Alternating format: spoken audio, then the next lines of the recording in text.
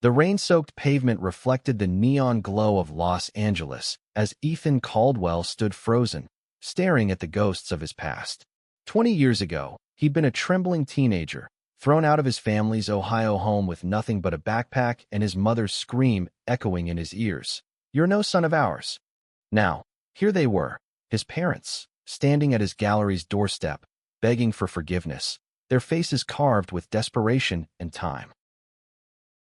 Ethan's heart thudded, a war between rage and pity erupting inside him. He'd built a life from the ashes of their rejection, a thriving art gallery, a chosen family, and Jamie, the man who'd taught him love could heal. But the sight of his parents, Margaret and Robert, stirred memories he'd buried deep. The slammed door, the cold nights on the streets, the ache of being unwanted. Could he forgive the people who'd shattered him? Or would this moment unravel everything he'd fought to become? The gallery was alive with the hum of an evening exhibition, its walls adorned with vibrant paintings that spoke of resilience and redemption. Ethan, now 38, moved through the crowd with the ease of someone who'd earned his place in the world. His tailored blazer hugged his frame, his dark hair flecked with premature gray, a reminder of the years he'd fought to survive. Jamie, 29, with warm brown eyes and a quiet strength, stood by his side, their fingers brushing in a private language of comfort. They were a unit, unbreakable, their love a quiet rebellion against a world that hadn't always been kind. Los Angeles had been Ethan's salvation. After being kicked out at 17, he'd hitchhiked west, chasing rumors of a city where people like him could belong. He'd scraped by, busboy jobs, shared apartments, nights spent sketching under streetlights, until his art became his voice. His gallery, Reborn, was a testament to that journey, a space where marginalized artists could shine. Tonight's exhibition featured a young queer painter, their work raw and unapologetic, much like Ethan had been when he first arrived. He caught Jamie's eye across the room, and the younger man's smile grounded him. Jamie, a social worker who spent his days advocating for at-risk youth, had a heart that seemed to absorb the world's pain and transform it into hope. They'd met 2 years ago at a community fundraiser, Jamie's laughter cutting through Ethan's guarded walls like sunlight through fog. Now, they shared a loft upstairs, a life woven from late-night conversations and shared dreams. But as Ethan greeted guests, a shadow fell over the evening. A knock at the gallery's glass door, tentative, almost inaudible, drew his attention. He turned, and his breath caught. Margaret and Robert Caldwell stood there, older than he remembered, their clothes worn and their postures hunched. His mother's eyes, once sharp with judgment, were now clouded with something softer, regret, perhaps. His father, always stoic, looked frail, his hands trembling as he clutched a tattered duffel bag. Ethan's pulse quickened. He hadn't seen them since that night in Ohio, when their words had cut deeper than any knife. "You're a disgrace. Get out." He'd been caught kissing a boy from school, a fleeting moment of courage that cost him everything. They hadn't just rejected him. They'd erased him, refusing his calls, returning his letters unopened. Now, here they were, uninvited, on the threshold of the life he'd built without them. "Ethan," Jamie's voice was soft, sensing the shift in him. He followed Ethan's gaze, his hand resting lightly on Ethan's back. "Who are they?" "My parents," Ethan whispered, the words tasting like ash. He felt the room tilt, the chatter fading into a distant hum. Jamie's touch anchored him, but the sight of Margaret and Robert unraveled something deep inside. Anger, grief, a longing he'd never admitted even to himself. Margaret stepped forward, her voice trembling. "Ethan, we need to talk. Please." He wanted to slam the door, to scream at them to leave, to protect the peace he'd fought so hard for. But something in their eyes, desperation, shame, held him back. They weren't the towering figures of his childhood anymore. They were broken, human, and somehow, that made it worse. "What do you want?" Ethan's voice was low, controlled, but Jamie could hear the tremor beneath it. The guests continued mingling, oblivious to the storm brewing at the door. "We made a mistake," Robert said, his voice rough, unfamiliar. "We've got nowhere else to go." Ethan's jaw tightened. 20 years of silence. and now they needed him? He glanced at Jamie, whose eyes urged him to breathe, to think. But the weight of their presence pressed against his chest, threatening to crack the foundation of everything he'd become. "Please, Ethan," Margaret said, tears brimming. "We're sorry. We were wrong." The words hung in the air, fragile and heavy. Ethan felt Jamie's hand squeeze his, a reminder that he wasn't alone. But as he stared at the parents who'd once thrown him away, he wondered if some wounds were too deep to heal, or if this was the moment he'd been running from all along. Ethan stood rooted to the spot, the gallery's warmth clashing with the chills seeping from the past. His parents' plea echoed in his mind. "We're sorry. We were wrong." But the words felt hollow, like a script rehearsed too late.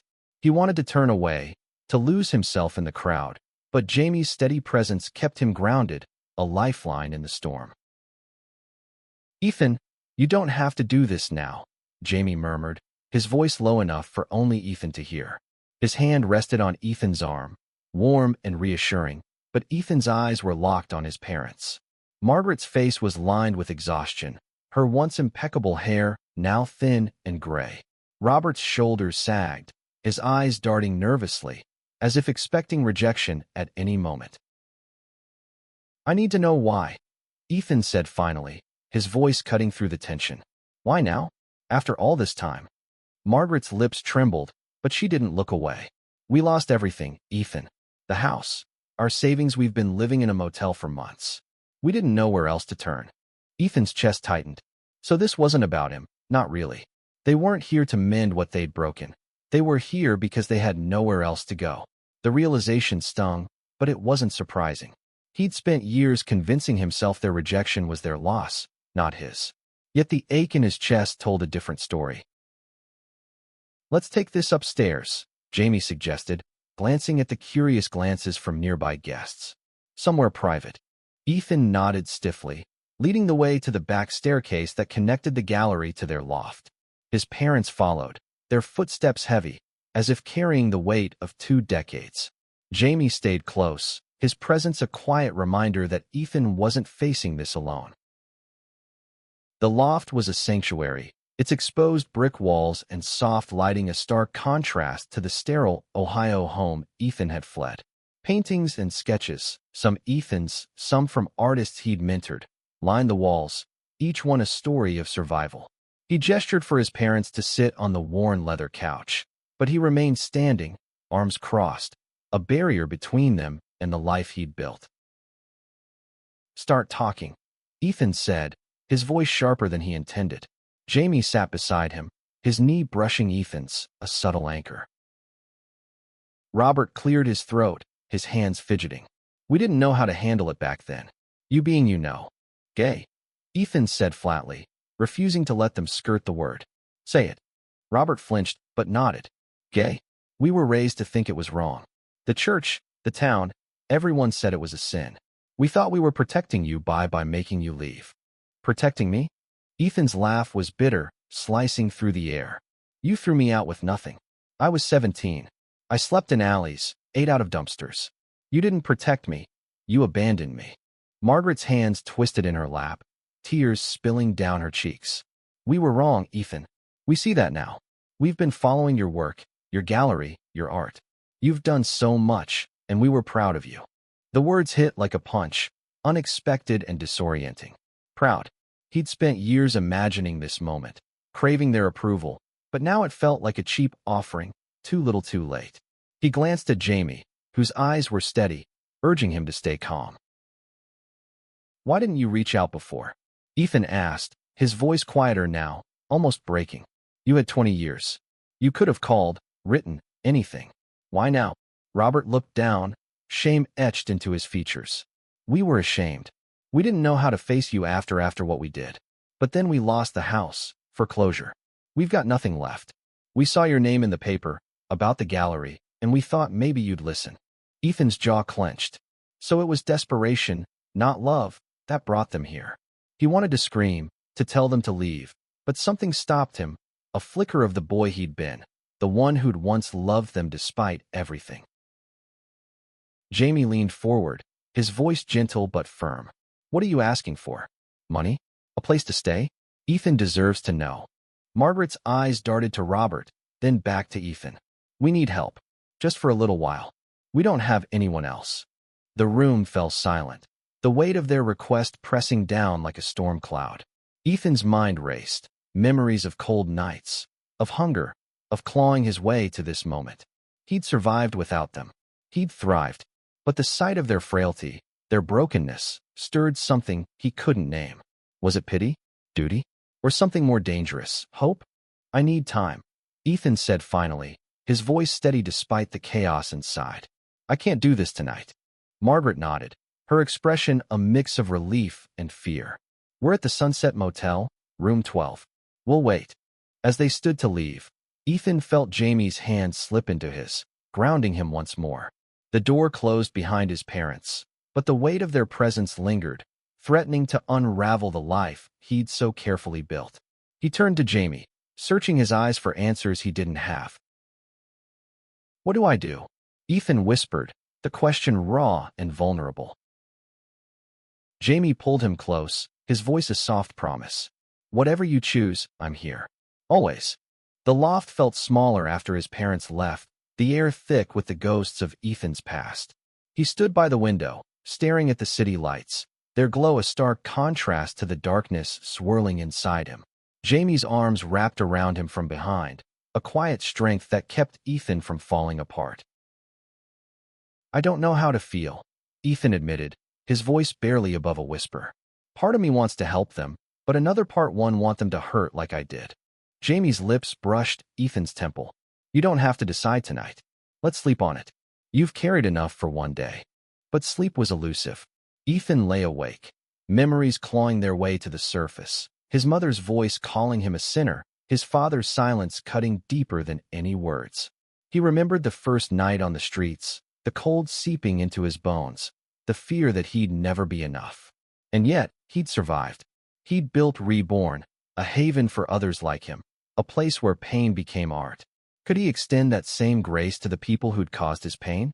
Morning brought no clarity. Ethan and Jamie sat at their kitchen table, coffee cups untouched, the weight of the decision pressing down. Jamie reached across, his fingers tracing Ethan's knuckles. What's your heart telling you? Ethan exhaled, the question cutting through the fog. It's telling me I'm not that scared kid anymore. But it's also telling me I can't just forget. Jamie nodded, his eyes steady. You don't have to forgive them to help them. You can set boundaries. You're in control now. The words sparked something in Ethan, a flicker of power he hadn't felt last night. He wasn't the boy begging for his parents' love anymore. He was a man who'd built a life, a home, a love that didn't demand he change who he was. Maybe he could face them on his terms. That afternoon, Ethan drove to the Sunset Motel, Jamie by his side. The motel was a faded relic, its neon sign flickering weakly. Room 12's door was chipped, the paint peeling like the years that had worn his parents down. Ethan knocked, his heart pounding, unsure if he was ready for what came next. Margaret answered, her face lighting up with fragile hope. Ethan, you came. Robert stood behind her, his expression guarded. The room smelled of stale coffee and despair, a single bed, and a cracked mirror the only furnishings. Ethan's stomach twisted. This was their reality now, a far cry from the pristine home they'd once lorded over him. I'm not here to fix everything, Ethan said, his voice firm. But I need to understand. Why did you wait until you had nothing left to find me? Margaret's eyes dropped, shame coloring her cheeks. We were stubborn. We thought we were right, that you'd change. But then we saw your name, your success. It made us realize how wrong we were. Robert nodded, his voice gruff. We didn't know how to reach out. We were afraid you'd hate us. I did, Ethan said, the truth spilling out before he could stop it. For a long time, I hated you. But I moved on. I had to. The words hung heavy, and Margaret's sob broke the silence. We don't deserve your forgiveness. We need help. We'll leave if you want us to. Ethan glanced at Jamie, whose quiet nod gave him strength. I'm not promising anything, Ethan said, but I'll pay for this room for another week. After that, we'll talk again. I need time to figure this out. Relief flooded Margaret's face, but Ethan felt no warmth. This wasn't reconciliation, it was a test, a chance to see if their regret was real. As he and Jamie left the motel, the weight of the encounter settled over him, a mix of anger, grief, and something softer he couldn't name. Back at the loft, Ethan sank onto the couch, Jamie curling beside him. "Did I do the right thing?" Ethan asked, his voice raw. "You did what felt honest," Jamie said, his hand finding Ethan's. "That's enough for now." As the city hummed outside, Ethan felt the first stirrings of clarity. He didn't know his parents' redemption, but he owed himself the chance to face them without breaking. For the first time in years, he felt the boy he'd been and the man he'd become standing side by side, ready to confront whatever came next. The next week passed in a blur of routine and unrest. Ethan threw himself into the gallery, curating new pieces, mentoring artists, anything to keep his mind off the motel room where his parents waited. But their presence lingered like a bruise, tender and impossible to ignore. Jamie watched him closely, his quiet support a lifeline, but even he couldn't ease the storm inside Ethan's heart. Late one evening, as the gallery emptied, Ethan found himself staring at an old sketch, a self-portrait from his early days in LA, when he was still raw from rejection. The boy in the drawing looked haunted, his eyes searching for something he couldn't name. Ethan traced the lines, wondering if that boy still lived inside him, waiting for closure he might never find. Jamie appeared beside him, his voice soft. "You've been quiet all week. Want to talk?" Ethan exhaled, setting the sketch down. "I keep thinking about what they said, about being proud of me. It feels like a lie, but part of me wants to believe it." Jamie's hand found his, warm and steady. "You don't have to trust them right away. You can take it slow, see if their actions match their words." Ethan nodded, but doubt gnawed at him. He'd spent years building walls to protect himself. Could he afford to let them crack now? The thought of facing his parents again felt like stepping into a minefield, but avoiding them felt like running from his own past. The next day, Ethan returned to the Sunset Motel, alone this time.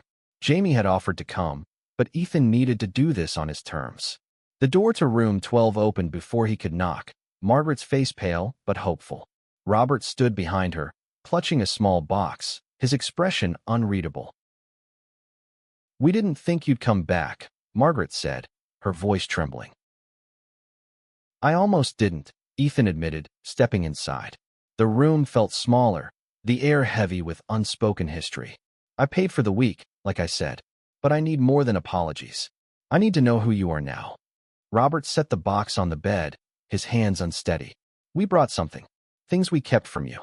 Ethan's heart skipped as Robert opened the box, revealing a stack of letters, his letters, the ones he'd sent years ago, begging for a chance to come home.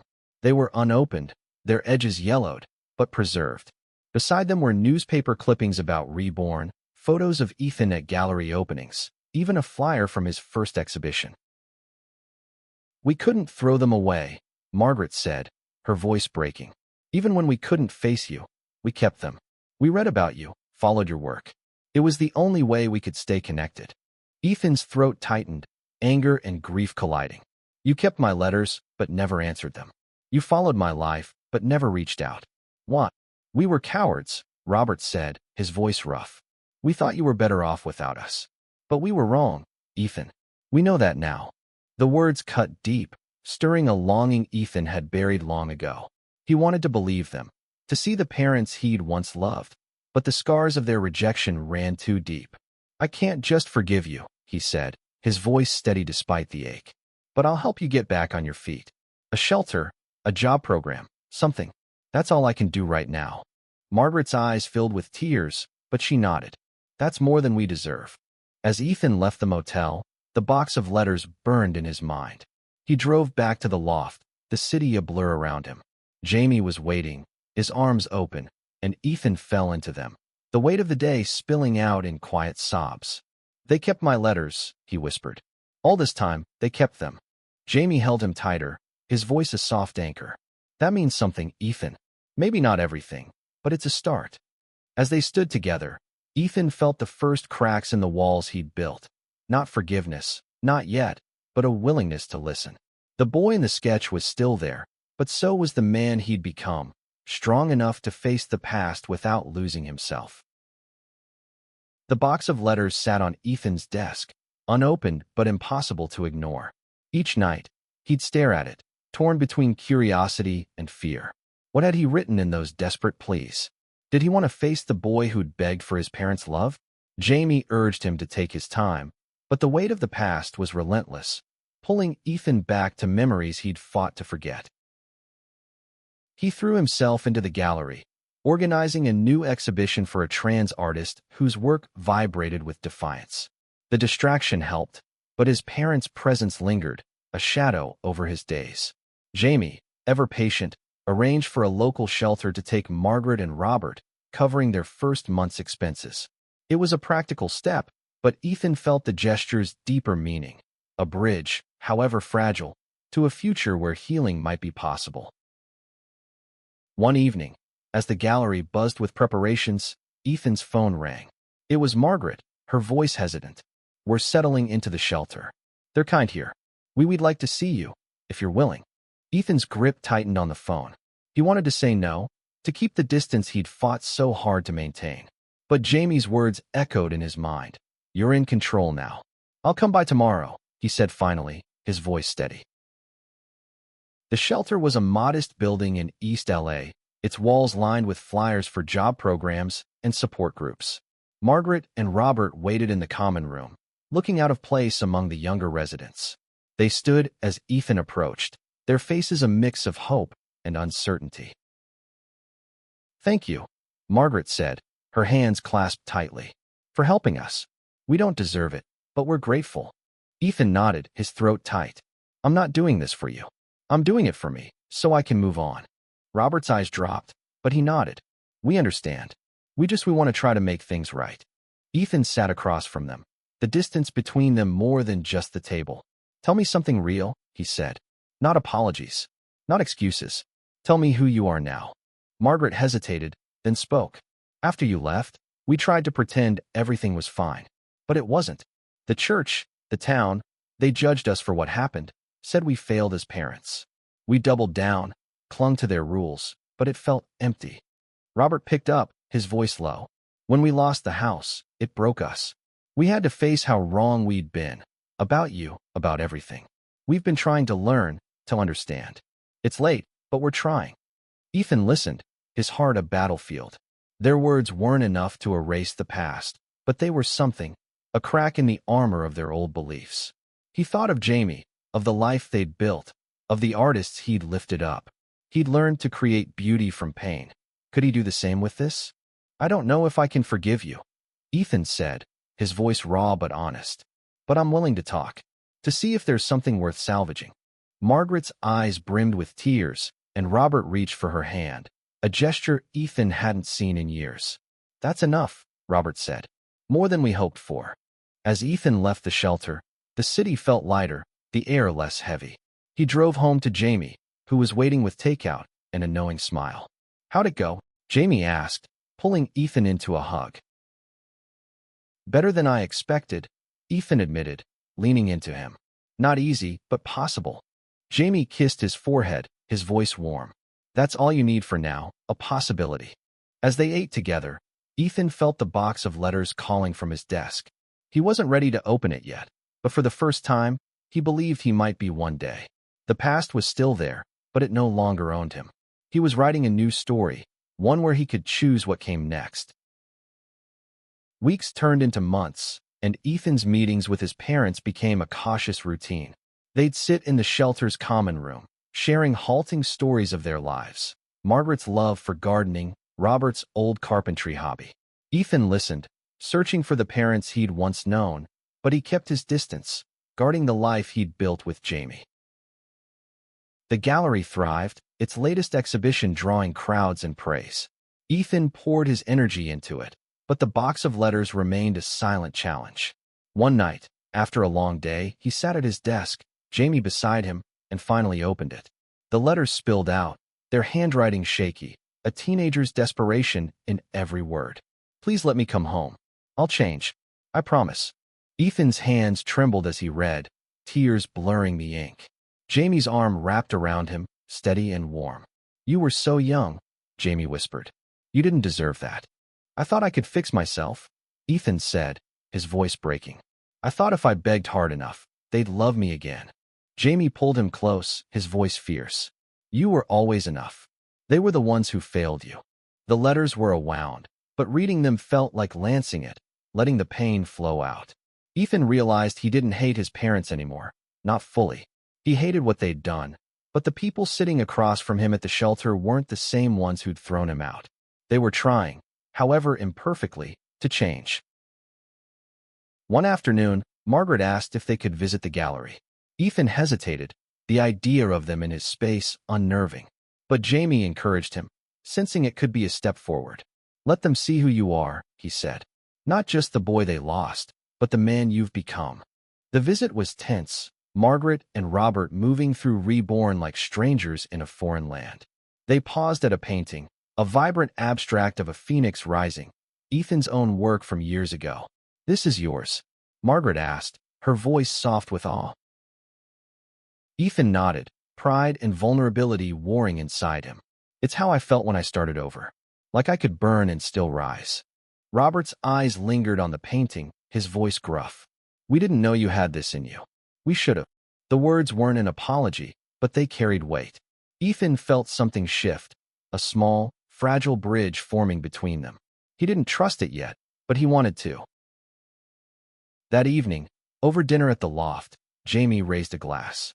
To new beginnings, he said, his eyes on Ethan. Margaret and Robert joined the toast, their hands unsteady but sincere. It wasn't forgiveness, not fully, but it was a start, a moment where the past didn't have to define the future. As his parents left, Ethan felt lighter, the weight of the letters no longer a chain. He turned to Jamie, gratitude swelling in his chest. I couldn't do this without you, he said. Jamie smiled, pulling him close. You're stronger than you know, but I'm glad I get to be here for it. The city sparkled outside, a reminder of the life Ethan had built from nothing. He wasn't sure what lay ahead with his parents, but for the first time, he felt ready to find out. A year later, the gallery was brighter than ever, its walls alive with stories of survival and hope. Ethan stood at its center, watching artists and guests mingle, their laughter a testament to the community he'd built. Jamie was by his side, their hands intertwined, a quiet promise that had carried them through the hardest moments. Margaret and Robert had moved into a small apartment, funded by a job program Ethan had connected them to. They weren't fully reconciled, some wounds ran too deep for that, but they were trying. Monthly dinners had become a ritual, awkward at first, but growing easier with time. Ethan had learned to see them not as the parents who'd broken him, but as flawed people struggling to make amends. One evening, as the gallery closed, Margaret handed Ethan a letter, not one of his old ones, but a new one, written in her careful hand. Read it when you're ready, she said, her eyes soft with something like love. Alone in the loft, Ethan opened it, Jamie's hand resting on his shoulder. The letter was simple, raw, a confession of their regret, and a hope for whatever connection he'd allow. We don't expect forgiveness, Margaret wrote, but we'll spend the rest of our lives trying to earn it. Ethan set the letter down, tears streaming down his face. He didn't know if he'd ever fully forgive them, but he no longer needed to. He'd built a life that was his, defined by love and resilience, not pain. Jamie pulled him close, their foreheads touching, and Ethan felt whole, not because of his parents, but because of the man he'd chosen to become. As they stood together, the city stretching out before them, Ethan realized the true meaning of reborn. It wasn't just about rising from ashes. It was about choosing who you'd be, despite the past. He'd chosen love, community, and a future where he could stand tall, no matter who came knocking at his door.